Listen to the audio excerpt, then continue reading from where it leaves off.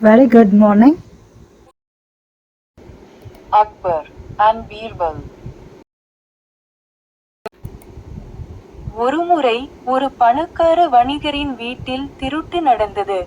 திருடன் தன் வேலைக்காரர்களில் ஒருவன்தான் என்று உறுதியாக நம்பிய அவர், பேரரசர் அக்பரின் புகழ்பெற்ற ஆலோசகரான பீர்பாலின் ஞானத்தை நாடினார்.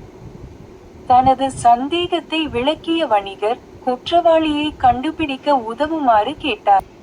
பீர்பால் அந்த வணிகரின் வீட்டிற்குச் சென்று, அனைத்து வேலைக்காரர்களையும் முற்றத்தில் ஒன்று திரட்டினார்.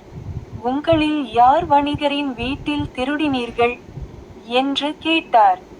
ஒவ்வொரு வேலைக்காரனும் தான் எந்த தவறும் செய்யவில்லை என்று மறுத்தான். அவர்களின் முகங்களில் குற்ற உணர்வின் அறிகுறியே இல்லை.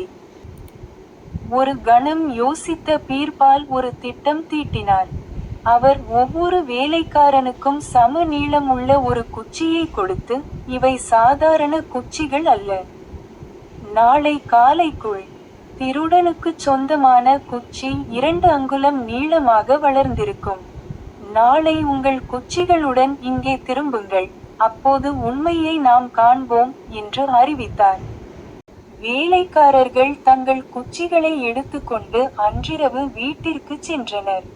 அவர்களில் ஒருவன், பயத்தால் பீடிக்கப்பட்டு, பீர்பாலின் மாயத்தை ஏமாற்றலாம் என்ற நம்பிக்கையில், தனது குச்சியை 2 அங்குலம் வெட்டிவிட முடிவு செய்தான். அடுத்த நாள் காலை, வேலைக்காரர்கள் மீண்டும் கூடி, தங்கள் குச்சிகளை காட்டினார்கள். பீர்பால் ஒவ்வொரு குச்சியையும் ஆய்வு செய்தார். அப்போது மற்றவர்களை விட குட்டையான குச்சியுடன் இருந்த ஒரு வேலைக்காரனை கண்டார். இவன்தான் திருடன் என்று பீர்பால் நம்பிக்கையுடன் அறிவித்தார். நிம்மதியும் ஆச்சரியமும் அடைந்த வணிகர், இது உங்களுக்கு எப்படி தெரியும் பீர்பால்? என்று கேட்டார். பீர்பால் புன்னகைத்து விளக்கினார், உண்மையான திருடன் தன் குச்சி வளர்ந்துவிடும் என்று பயந்து இரவில் அதை வெட்டிவிட்டான். அவன் மட்டுமே குச்சியை மாற்றியிருப்பான். அதுவே அவனது குற்றத்தை நிரூபிக்கிறது. வணிகர் பீர்பாலின் புத்திசாலித்தனத்தை கண்டு வியந்து, குற்றவாளியை தவறாமல் வெளிப்படுத்தியதற்காக அவருக்கு நன்றி தெரிவித்தார். Thank you and bye.